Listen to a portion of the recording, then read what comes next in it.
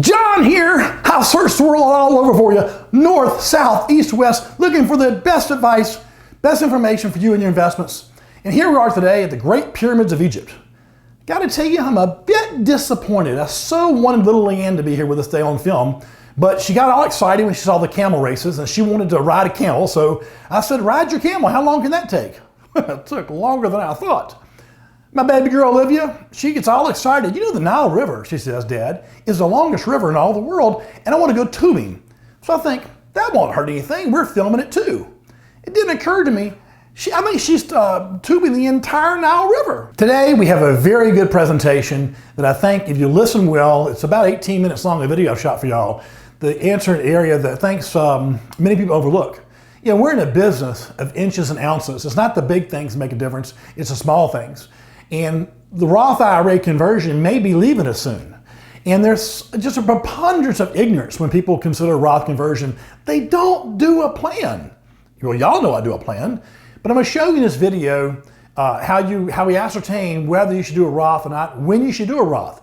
Should you do it now when you're a higher tax bracket? Probably not, huh? Or should you wait till you're in a lower tax bracket? That sounds like it makes sense, doesn't it? Well, watch this video and let me know what you think there. As I said last week, also, I'm going to include some other things to help you have a better life. You know, control is so important in our life. And without control, we really are adrift at sea. One of the young ladies I mentor, she lives in Oklahoma. She's 17 years old, a splendid young woman. We'd all like to have this young lady as our daughter. But in talking to her, one of her big concerns right now is she runs cross country. And so her concern is she's afraid her time may not be good.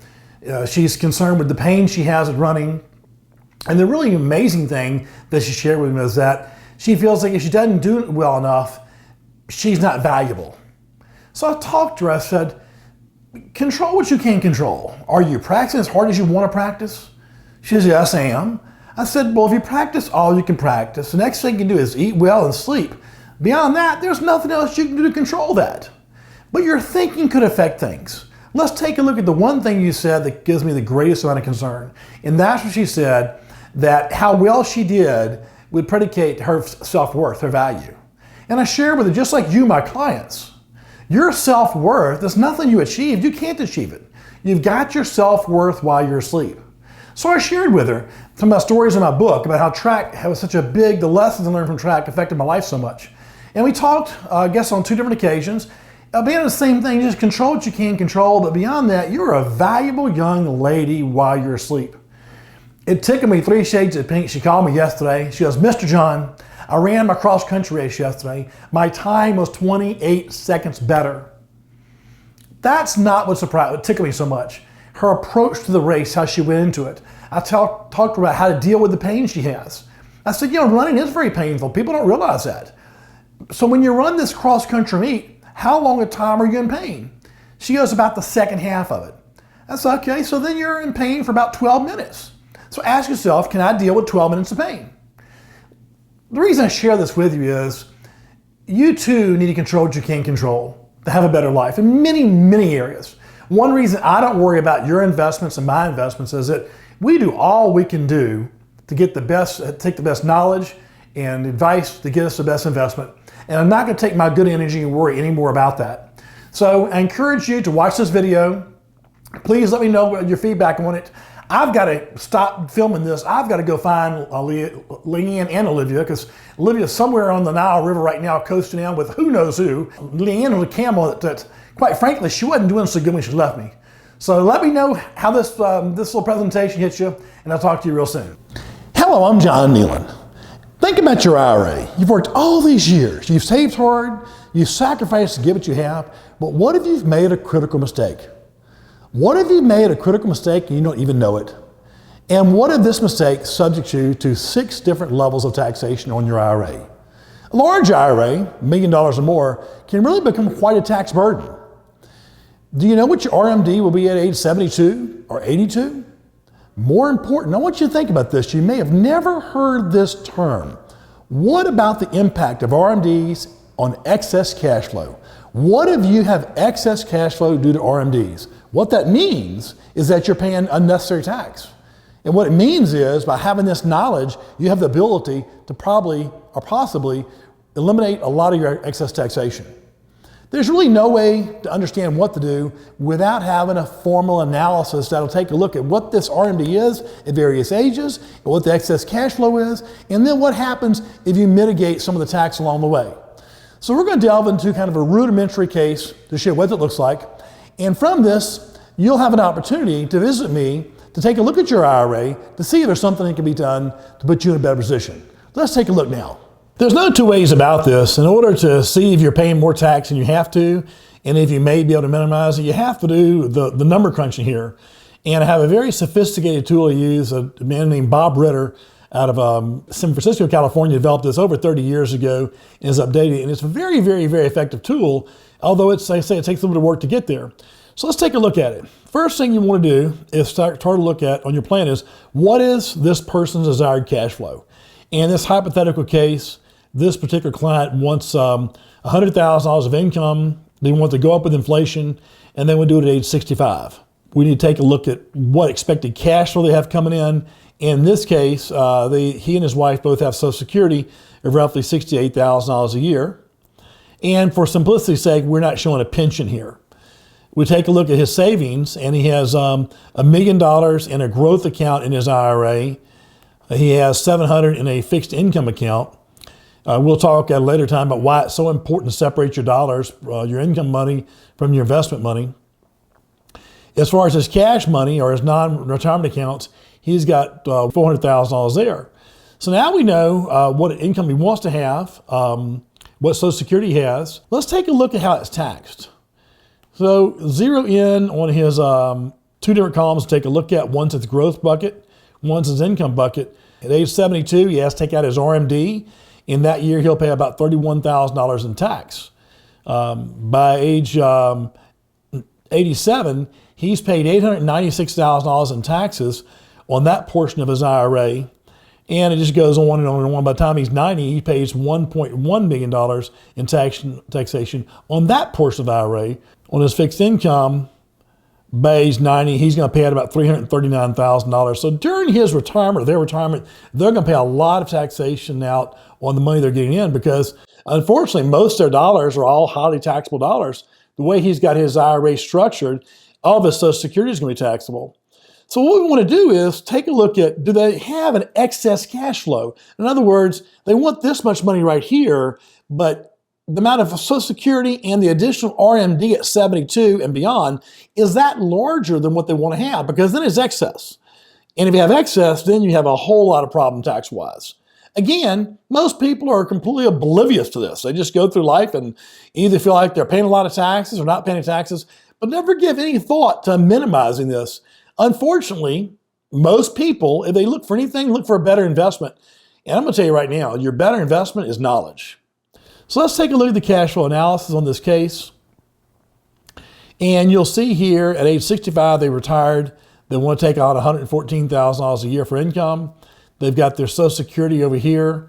They've got $45,000 from their non-qualified money they're using. They meet their income need. Column 5, there is no excess cash flow until age 72. But why is that? That's the year the RMD starts. Now, think about this. At 72, they want 131 of income, but the RMD goes to 125,936. They didn't need all of that. $73,000 of it was excess. So what happened this year? This year, they paid tax on the RMD.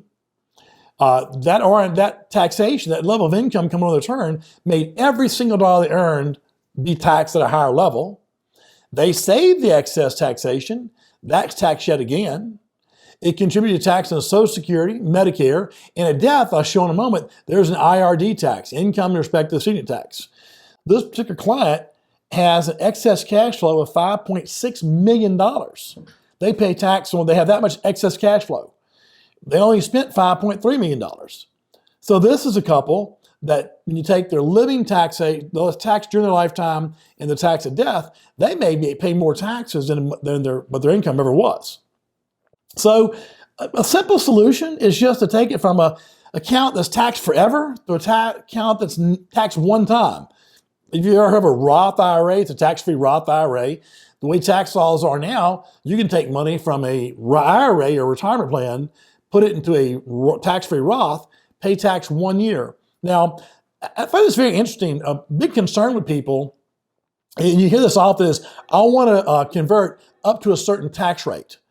And it kind of makes me giggle a little bit when I hear that, because that's usually erroneous. It's not going to help you out. So we're going to take a look at what happens with a little bit of Roth conversion here. So go over here, and we're going to say they'll do the Roth right away at age 58. And we're not going to do all of it. We're looking right now just to eliminate the excess cash flow. This takes a little time and planning to do. But in this case, we're going to show converting $200,000 a year for a period of 5 years. Now, granted, when you put $200,000 more income on your return in a given year, you raise all your taxes, don't you? But keep in mind, if the money stays in the IRA, it compounds year after year, fully taxable. The tax rate is going to cost $60,000 to convert it. They'll pay $300,000 in tax to convert it. So that's the price of admission. Let's go take a look at the excess cash flow. You notice there's no longer an excess cash flow column. There's none. So what's this mean? Every year of their retirement, they reduced their tax level of taxation because there was no excess money coming out of the IRA. It's all said and done. There's no excess cash flow.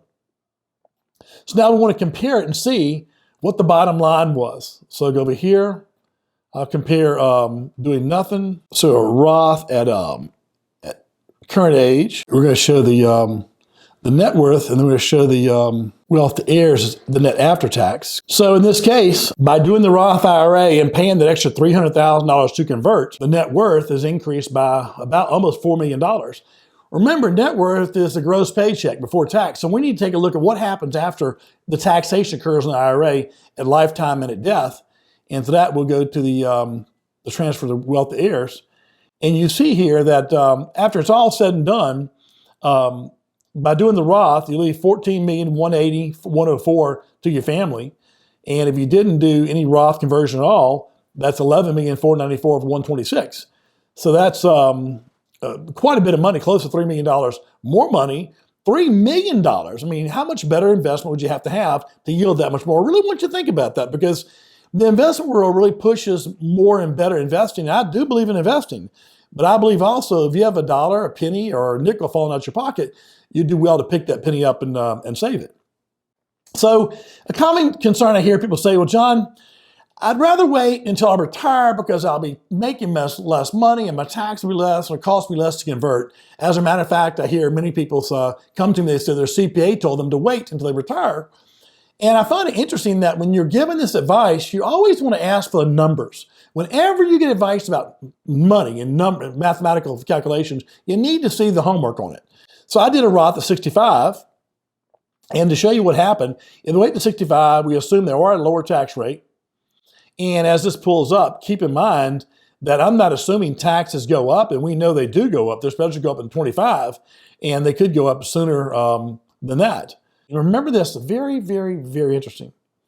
When you delay converting, the growth of your account will grow. Your amount will compound. The tax compounds with it. We started off with $1 million IRA. Now we waited until age 65, and now we have a $1.77 million IRA. So there's a good bit more taxation there. We're showing you converting over 5 years at a lower tax rate, $50,000 versus $60,000. Let's see what it actually meant. By waiting to convert it to age 65, your net worth is roughly $2 million less. That is very significant. And that's before taxes. Let's look at what it looks like after taxation. About almost $1.4 million more by converting a little sooner. So what I surmise is what you most need to know is what you don't know. I've been doing this for 18 years. We've had a very good reputation. You see on the website ways to click for analysis. What an analysis look like is simply very similar to what you see here. I get the data from you to construct analysis. And the question you should be asking is, John, why do you do this? Well, I'm what's called a fiduciary. I'm a fee-based advisor. I don't charge a fee for the analysis. If you hire me, I'll charge a fee for that. But I want to first determine whether I can help you. And my experience has been if I can help you save some money, make more money, and be in a better position, typically you'll pay me to do that. I'm willing to do the homework to see if we have a basis for conversation. So I wouldn't delay. Contact my office and let's get started, and look forward to talking to each one of you very soon.